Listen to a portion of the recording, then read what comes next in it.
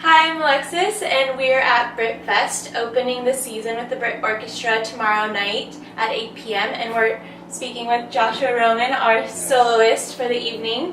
He's here for rehearsals, and he's kind enough to answer a few of our questions. So we'll just jump right in. Our first question is, we really just want to hear about your ideas about composition and maybe what composers influence your work or most recent work. It's I think composition is a very important part of music, and I grew up, I think, with what a lot of people have, a similar idea of classical music, which more and more I think is actually just the canon. It's just the works that we've already decided will last forever, but it's really a living tradition, and it's a tradition of creativity and innovation. And if you look before the 20th century, pretty much everyone was trained across musicianship. You had to know some basic counterpoint, you had to know basics of composition. There wasn't the sort of division that we have now, and there's been a lot of good that's come of that. I think playing levels have gone through the roof, and that's because people can specialize. But I myself started composing and find great joy in searching for what I'm trying to say, and it influences not only, of course, the music that I write, but also my interpretations of other people's music. My most influential composers, I'm a huge fan of Bach. That's maybe cliche, but he's amazing. That was initially drew me to the cello, and I love playing Bach for myself and studying Bach. I'm a big fan of Stravinsky. I think his colors were incredible, the way that his imagination would take ideas that were out there that people could relate to, stories often, or pictures and myths, and turn them into some of the most colorful music, and forward-thinking music as well. I think that's very powerful.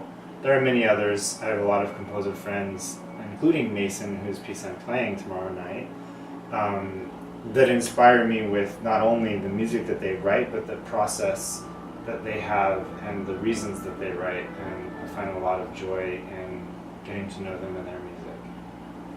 Very cool.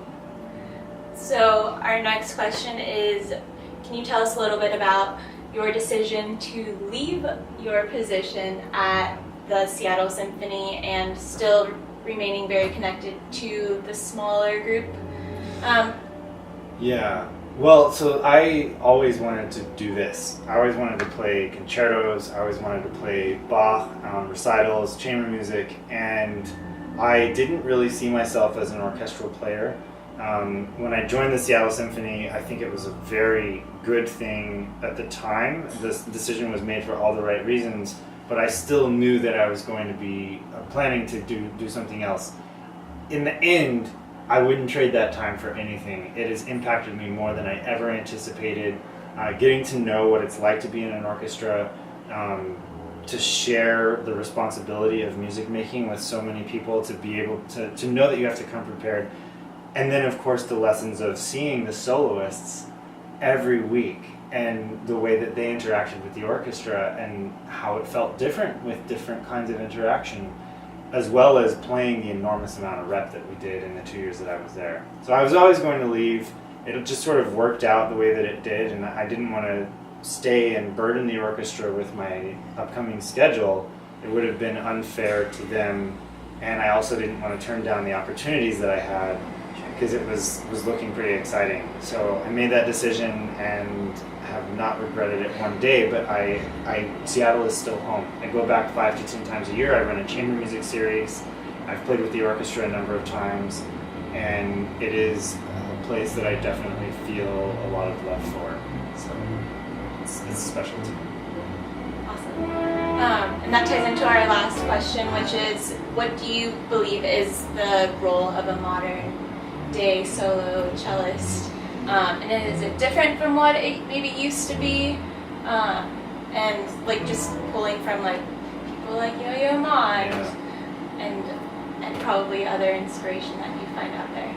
Definitely. Well, I think one thing that's always struck me is how many, not all, but many of the most famous and legendary, beyond their lifetime, cellists have been more than cellists already. Pablo Casals was a political activist. He was someone who touched the lives of many, many people beyond just playing of the cello. He was an advocate for music, for peace, for thoughtfulness. He was a person who really was beyond a player.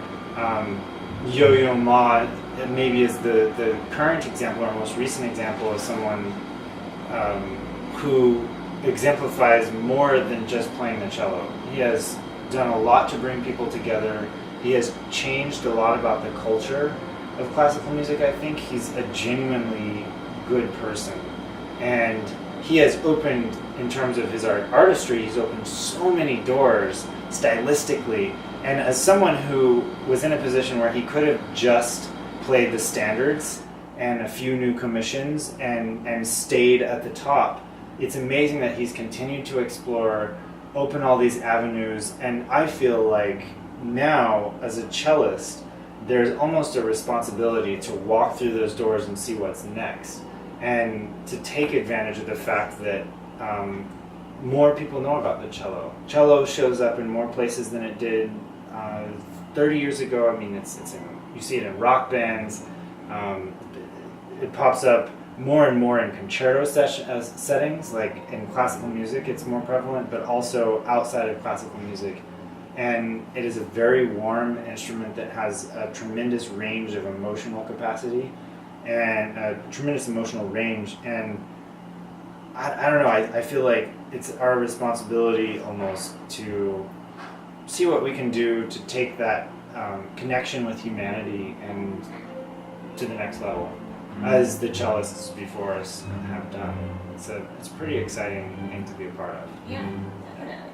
Do you see any other instruments that maybe have that same path to still go that maybe hasn't advanced quite as far as the cello? That's such an interesting question. I do actually think about this because there's a kind of pattern that emerges with the technique of the players of an instrument getting to a certain level, and the pieces that composers are writing being good and challenging, and you see it. The cello.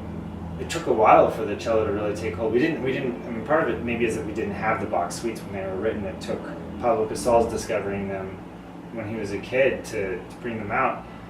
But there is this thing where cellists probably weren't that good. I mean, there were a few, but there also wasn't the music to inspire them to practice to be that good always. So I think this pattern happens. One thing I've noticed in the last, in my experience, has been that there have been more and more viola players that are at a very high level. And there are lots, I say this specifically because I'm someone who loves to tell viola jokes. That's a big thing in classical music. We love viola jokes. Some of us love viola jokes. But more and more, they don't make a whole lot of sense because there's just a boom in the number of violists out there who are like, you know what, we can be great. And there used to be a few great violists, but it's piling on now. And it's exciting to see where that might go. But at the same time, I like cello being in the hot seat. So, Totally. We'll see what happens. Yeah, that's exciting. So thank you so much for speaking with us. And just to wrap up, Joshua will be playing Mason Bates's cello concerto tomorrow night at 8 p.m. And we hope you have a very Jacksonville experience while you're here with us. But yeah, thanks for speaking with us. Thank you. That was awesome. Thank you. Peace and love.